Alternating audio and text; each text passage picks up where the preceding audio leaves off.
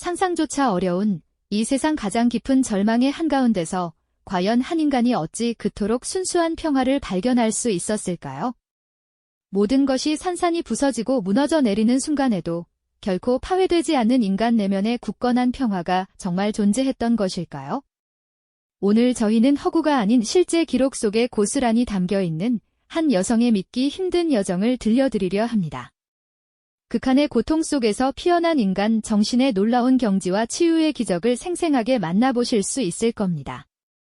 어쩌면 우리 시대의 깊은 불안과 혼돈 속에서도 우리 안에 잠재된 내면의 힘을 찾아낼 작은 실마리를 발견하실 수 있을지도 모르겠습니다. 1940년대 초 유럽 대륙을 집어삼킨 나치의 검은 그림자는 네덜란드의 아름다운 도시 암스테르담에도 깊숙이 드리워져 있었습니다. 한때 활기 넘치던 거리는 독일 군인들의 절도 있는 발소리로 가득 채워졌고 상점의 문들은 하나둘 굳게 닫히기 시작했죠.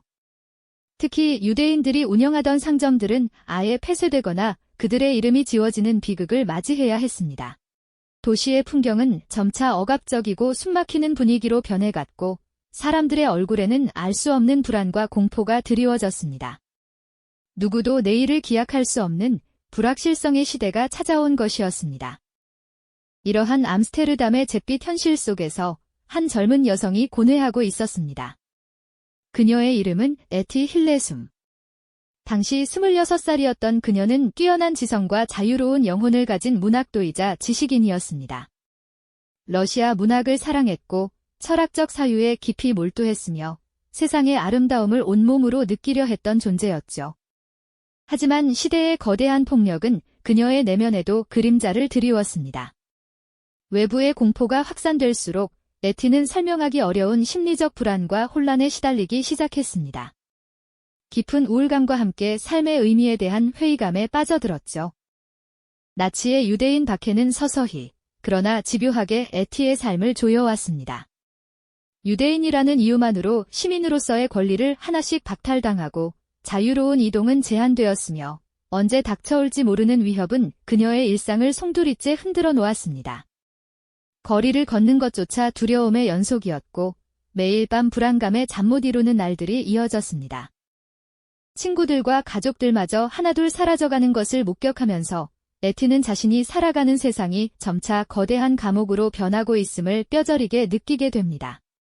그녀는 이러한 내면의 파도와 외부의 압박 속에서 자신을 지탱할 무언가를 필사적으로 찾아 헤맸습니다. 복잡한 표정으로 책상에 앉아 펜을 든 채 낡은 일기장을 펼쳐 들곤 했습니다.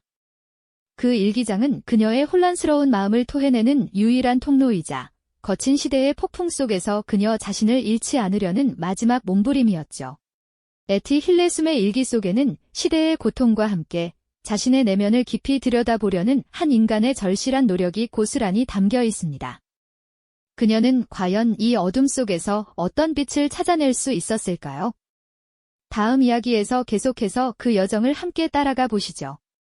거대한 감옥으로 변해가는 세상 속에서 에티 힐레숨은 자신을 잃지 않기 위한 처절한 싸움을 이어가고 있었죠.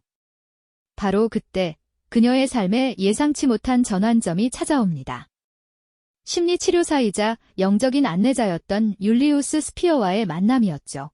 스피어는 에티에게 단순한 치료를 넘어 자신의 내면을 깊이 들여다보고 영적인 성장을 이루는 길을 제시해 주었습니다.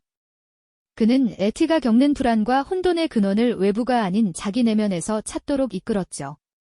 마치 복잡하게 엉킨 실타래를 풀듯 자신의 감정과 생각들을 하나씩 꺼내어 직면하는 방법을 가르쳐 주었습니다. 이는 고통스러운 과정이었지만 동시에 그녀에게 새로운 시야를 열어주었습니다. 에티는 스피어의 영향을 받아 자신의 일기를 단순한 기록을 넘어선 특별한 공간으로 탈바꿈시켰습니다. 일기장은 이제 그녀의 영혼을 위한 실험실이자 고요한 대화의 장이 되었죠. 매일 밤 펜을 들고 낡은 종이 위에 자신의 가장 솔직한 마음을 토해냈습니다. 처음에는 끝없는 불안과 절망, 그리고 외부 세계에 대한 두려움으로 가득 찼던 글들이었습니다. 하지만 점차 그녀의 일기 속에는 깊은 성찰과 함께 내면의 풍경을 탐험하는 여정이 담기기 시작했습니다. 이것은 단순한 글쓰기를 넘어 자신과 대화하며 스스로를 치유하는 과정이었죠. 마치 어두운 동굴 속에서 한 줄기 빛을 찾아 나서는 듯했습니다. 그녀는 일기를 통해 마치 거울을 보듯 자신의 내면을 마주했습니다. 혼란스러웠던 감정의 파편들을 하나하나 끌어모아 정리하고 두려움의 실체를 직시하며 그 너머에 있는 진실을 찾아 나섰죠. 이 과정은 점차 종교적인 기도나 명상과 유사한 형태로 발전했습니다. 외부의 세상이 점점 더 폭력과 절망으로 물들어갈수록 에티는 역설적으로 자신의 내면으로 더욱 깊이 침잠해 들어갔습니다. 바깥의 소용돌이가 거세질수록 그녀는 마음속에 단단한 뿌리를 내리려 애썼던 것입니다. 나치 점령 하이 암스테르담은 점점 더 숨막히는 공간으로 변해갔습니다. 유대인이라는 이유만으로 일상적인 자유는 박탈당하고 미래에 대한 희망은 한 조각씩 부서져 내렸죠. 친구들과 이웃들이 차례로 사라져가는 비극 속에서 에티는 매 순간 죽음의 그림자를 느꼈습니다. 하지만 그녀는 이러한 외부의 압박 속에서도 내면의 성장을 멈추지 않았습니다. 오히려 그 압박이 그녀를 더욱 단단하게 만들고 자신만의 정신적 요새를 구축하게 하는 동기가 되었죠. 절망적인 현실 속에서도 그녀는 내면의 빛을 향한 끈질긴 탐구를 멈추지 않았던 것입니다. 에티의 일기 속에는 내 안의 신을 돌보겠다라는 강렬한 다짐이 등장합니다. 이는 외부의 신에게 구원을 비는 행위가 아니었습니다. 세상의 모든 폭력이 그녀의 육신을 짓밟을 수는 있어도 그녀의 정신과 영혼만은 결코 침범할 수 없다는 선언이었죠. 자신의 내면에 존재하는 고귀하고 순수한 존재, 즉 신성을 스스로 지키고 가꾸겠다는 의지였습니다. 불안과 혼돈 속에서 피어난 이 미약한 희망의 씨앗은 점차 거대한 나무로 자라나 그녀의 영혼을 굳건히 지탱해주는 기둥이 됩니다. 어두운 밤하늘 아래 작은 등불 하나가 길을 비추듯 그녀는 자신의 내면에서 길을 찾기 시작한 것이죠. 이처럼 에티 힐레숨은 외부의 상황이 아무리 절망적일지라도 인간의 내면에는 결코 빼앗기지 않는 자유와 평화의 공간이 존재한다는 것을 스스로 증명해 보였습니다. 그녀의 내면 여정은 단순한 심리 치유를 넘어 극한의 고통 속에서도 인간 정신이 얼마나 숭고하게 성장할 수 있는지를 보여주는 놀라운 기록입니다. 그녀는 과연 이 내면의 힘을 바탕으로 앞으로 닥쳐올 더 큰 시련들을 어떻게 마주하고 이겨낼 수 있었을까요? 그녀는 과연 이 내면의 힘을 바탕으로 앞으로 닥쳐올 더 큰 시련들을 어떻게 마주하고 이겨낼 수 있었을까요? 그녀의 여정은 이제 더 이상 내면의 탐색에만 머물지 않았습니다. 베스터보르크 강제 수용소라는 인간성을 말살하려는 참혹한 현실 속으로 직접 발걸음을 옮기면서 그녀는 자신의 신념을 실천으로 옮기기 시작한 것이죠. 그곳은 네덜란드에서 독일 아우슈비츠로 향하는 중간 지점이었을 뿐이지만 이미 수많은 이들의 희망이 꺾이고 고통이 만연한 지옥과 다름없는 곳이었답니다. 에티 힐레숨은 그곳에서 간호사의 조수로 일하며 절망에 빠진 사람들의 곁을 지켰습니다. 병들고 굶주린 이들, 불안과 공포에 사로잡힌 아이들을 보듬으며 그녀는 자신의 내면에서 길어올린 평화와 사랑을 나누어 주었죠. 그녀의 일기에는 이런 참담한 상황 속에서도 작은 희망의 불씨를 지키려 애쓰는 모습이 고스란히 담겨 있습니다. 어떤 상황이든 우리는 삶을 사랑할 수밖에 없어요. 모든 것이 파괴되는 순간에도 삶은 여전히 아름다울 수 있다는 걸 발견해야 해요. 그녀는 단순히 고통을 견디는 것을 넘어 그 안에서조차 삶의 의미와 아름다움을 찾으려 노력했던 겁니다. 수용소라는 극한의 환경 속에서 에티 힐레숨은 자신의 내면을 더욱 굳건히 다졌습니다. 그녀는 다른 사람들의 고통을 자신의 고통처럼 느끼면서도 결코 증오나 복수심에 사로잡히지 않았습니다. 오히려 그 모든 상황 속에서 내면의 신을 발견하고 그를 돌보겠다는 다짐을 새롭게 했습니다. 외부의 폭력과 파괴가 아무리 거세더라도 자신의 내면 깊숙한 곳에 자리한 평화와 사랑만큼은 그 무엇도 빼앗아 갈 수 없다는 것을 스스로 증명해 보였던 것이죠.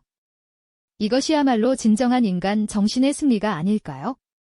마침내 1943년 9월 7일, 그녀는 가족과 함께 아우슈비츠로 향하는 기차에 몸을 실었습니다. 빽빽하게 들어찬 사람들, 창밖으로 멀어져가는 익숙한 풍경들 속에서 그녀는 마지막으로 한 장의 엽서를 던져 세상에 메시지를 남겼습니다. 우리는 수용소를 노래하며 떠납니다. 이 짧은 문장은 그녀의 삶 전체를 압축하는 듯한 강렬한 울림을 줍니다. 죽음의 문턱 앞에서조차 그녀는 절망 대신 노래를, 증오 대신 사랑을 택했던 것이죠. 그 순간까지도 그녀는 인간 내면의 빛을 잃지 않았던 겁니다. 에티 힐레숨은 결국 아우슈비츠에서 숨을 거두었지만 그녀의 이야기는 거기서 끝나지 않았습니다. 죽은 줄로만 알았던 그녀의 일기들이 전후에 기적적으로 발견되어 세상의 빛을 보게 된 것이죠. 낡은 일기장 속에 담긴 그녀의 생각과 기도, 그리고 고통 속에서도 빛을 잃지 않았던 인간 정신의 기록은 전 세계 수많은 사람들에게 깊은 감동과 깨달음을 주었습니다.